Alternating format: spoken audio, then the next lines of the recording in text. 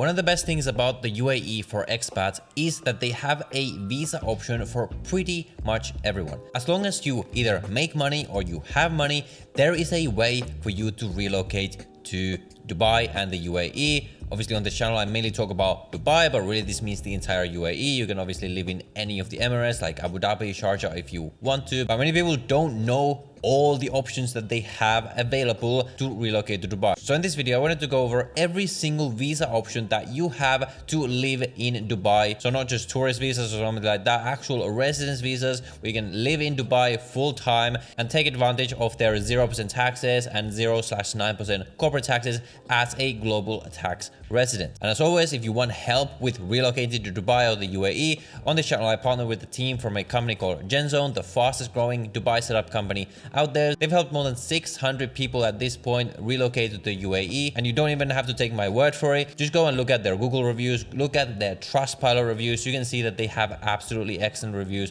and absolutely no one so far has had anything bad to say about them. So if you're interested in that service, you can book a free consultation in the first link down below in the description. You can talk to them for free, no strings attached, and if you don't want their service at the end of it, then there is absolutely no problem with that. You can get anything clarified and then only move forward if you feel like it is worth it for you. So with that said, let's get started. So the first option is obviously just the employment visa as an employee. So obviously a lot of people on this channel are coming to Dubai as entrepreneurs, as business owners. That's mainly who this channel is targeted at. But obviously you can also move to Dubai with a job. You just need to get a job offer first from a company in Dubai. Then the company will essentially take care of getting the employment visa for you. And obviously whether this is worth it for you is going to depend on the industry that you work with. Some of the industries that I know where people are making a lot of money in Dubai is first of all banking and finance, as well as consulting. So I actually used to work for McKinsey, one of the biggest consulting firms in the world in Finland, like a long time ago before I became an entrepreneur. And at the time, I remember I looked up the salaries for McKinsey for their different offices around the world. And obviously some of the highest salaries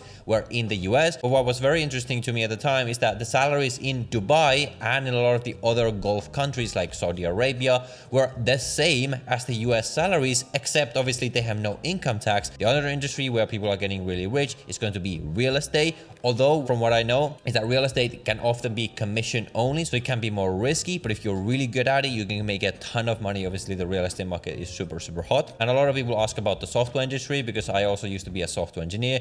I would not recommend becoming a software engineer in Dubai. The tech industry is really not that mature yet, and there doesn't seem to be a lot of will to invest into good quality software. So as a software engineer, I would recommend working remotely. And by the way, if you work remotely, that brings us to the second type of visa, which is going to be the remote work visa. So you can either use this if you're working remotely for a remote company. Let's say you have a job in the US or Europe and they allow you to work from anywhere. You can get what is called the virtual work visa, where all that's required is that you can show a minimum of $3,500 US in income. I believe you need to show it for a minimum of at least 2 years, and you get this visa and it's going to be renewable every single year. Or you can obviously use this if you have a company already set up in a different country. Let's say you have a Hong Kong company or a US LLC or something like that. I know people who have got this very visa via their foreign company. But if you're a self-employed person, I would actually not recommend doing this for two major reasons. Number one, this one is going to be renewable every year rather than every 2 years. And number two, if you run a foreign company, so let's say you run like a Hong Kong company from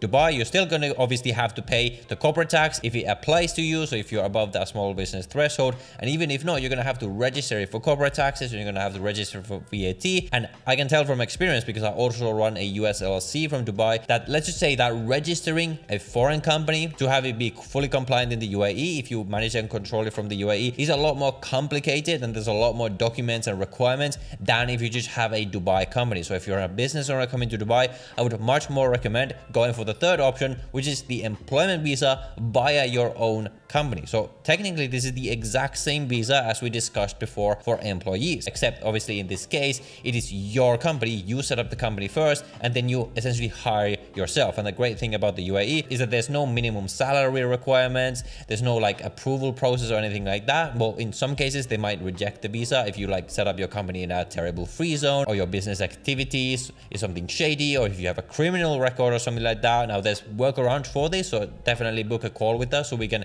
essentially find these things out beforehand and work with you to essentially overcome them if you have issues like this. But in most cases, it's just going to be approved if there are no problems. And this is the most popular service that GenZone offers. They essentially offer, again, an all-in-one service where they set up your company for you, as well as get your visa for you. And if you need to bring family or something like that, you can just hire them as like an assistant or something like that. But the only restriction and the downside of this path, if you're an entrepreneur, is that you have to renew this visa every 2 years, and the cost for that is going to be roughly $1,000 per renewal. Except right now they are running a promotion with the free zone where they essentially waive this entire fee if you set up a company with the free zone, and that's going to be a lifetime waive, by the way. So you not only save that $1,000 when you set up the company and get your visa for the first time, but you also save it every time you have a renewal. I actually set up my company when they were also running a promotion like this, and I just have no cost for my renewals at all, which is pretty nice. But they're only running this until the end of the month. So basically, as long as you start the process by the end of the month, you're gonna get these $1,000 savings for the lifetime of your visa, which is a pretty good offer. So again, if you wanna take advantage of that, I recommend moving forward very quickly. But the other restriction of this path is that you actually have to enter the UAE at least 1 day every 6 months. So obviously a lot of people who set up in the UAE and get residency there, they don't live there the entire year. I also don't personally. So it can be annoying that you have to enter the UAE once every 6 months. Obviously, maybe